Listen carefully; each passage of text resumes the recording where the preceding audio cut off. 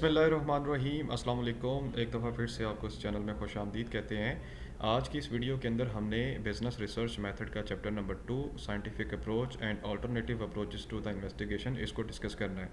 हमने अपनी previous video के अंदर बिज़नेस रिसर्च मेथड का चैप्टर नंबर 1 उसके कुछ रिकमेंडेड नोट्स थे वो देखे, जिसके अंदर हमने इंटरनल एंड एक्सटर्नल रिसर्चर के बारे में देखा, बेसिक अप्लाइड रिसर्च के बारे में देखा और लास्ट पे रिसर्च के कुछ एथिक्स देखे और चैप्टर स्टार्ट करने से पहले रिसर्च का इंट्रोडक्शन देखा।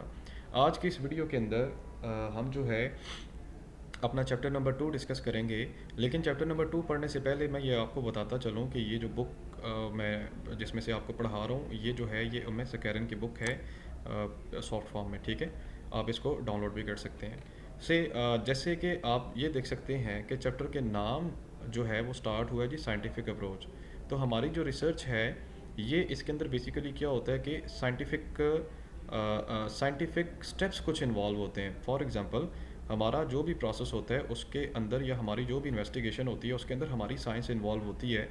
साइंस, अब याद रखिएगा, ये साइंस को एक्सप्लेन करने से पहले हमारी जो रिसर्च है, रिसर्च में दो चीज़ें होती हैं। एक होता है जी इसमें लॉजिक्स और दूसरा इसमें होता है methodology,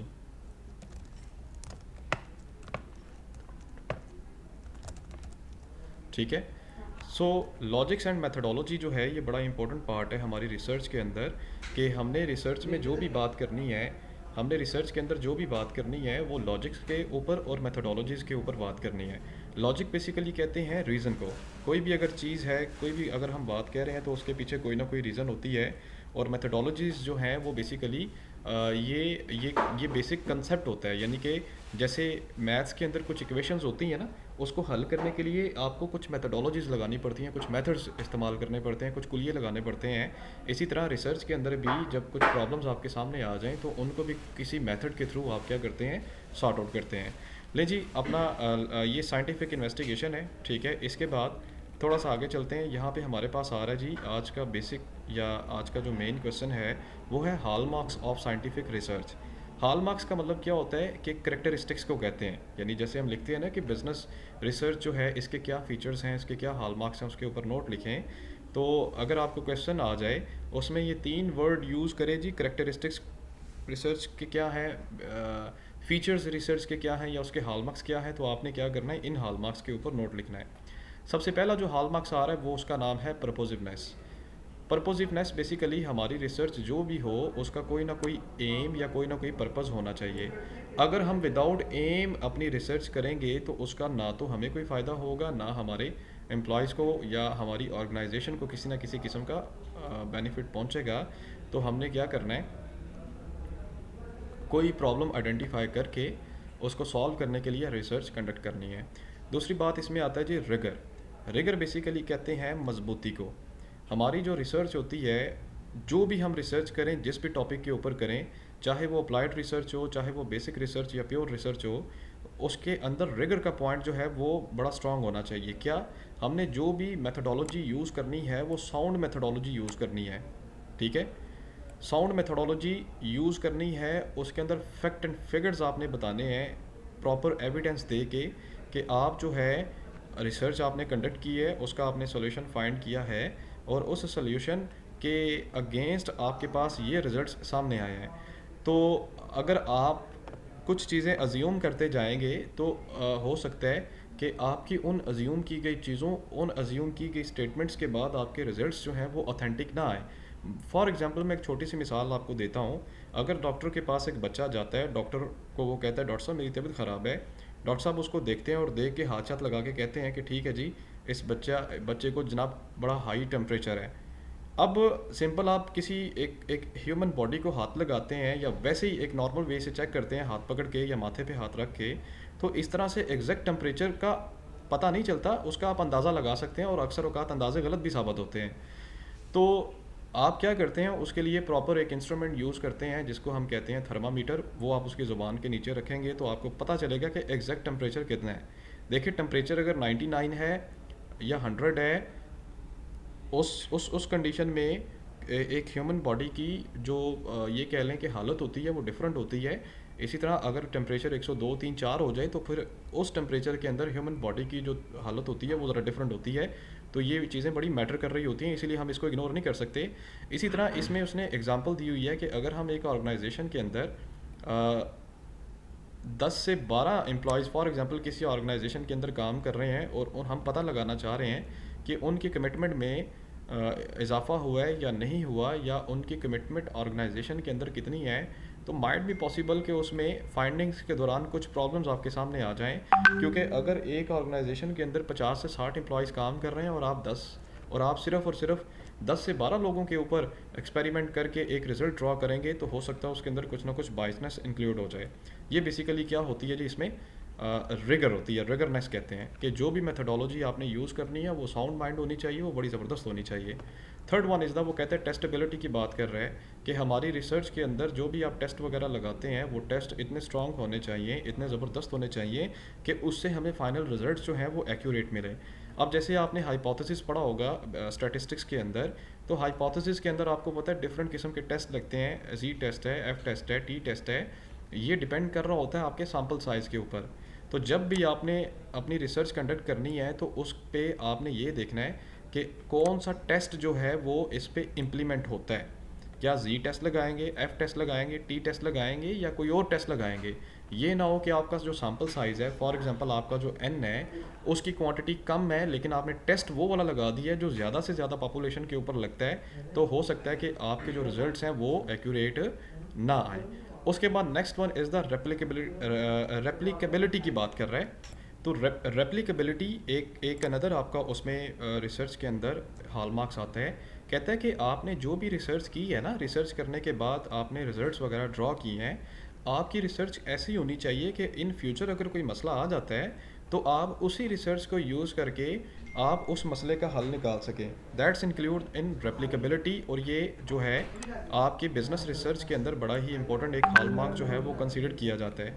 next one is the, वो कहता है परसियन एंड कॉन्फिडेंस। ठीक है, परसियन एंड कॉन्फिडेंस जो है ये आपके दो वो जो है डिफरेंट लेवल हैं बिजनेस रिसर्च के अंदर। ठीक है, परसियन जो है वो किस चीज़ की तरफ रेफ़र किया जाता है, हाउ क्लोज यू आर, कि आपकी रिसर्च आपने की है जी, क्यों किया जी, प्रॉब्लम को हल करने के लिए, उसका सोल्यूशन फाइंड करने के लिए।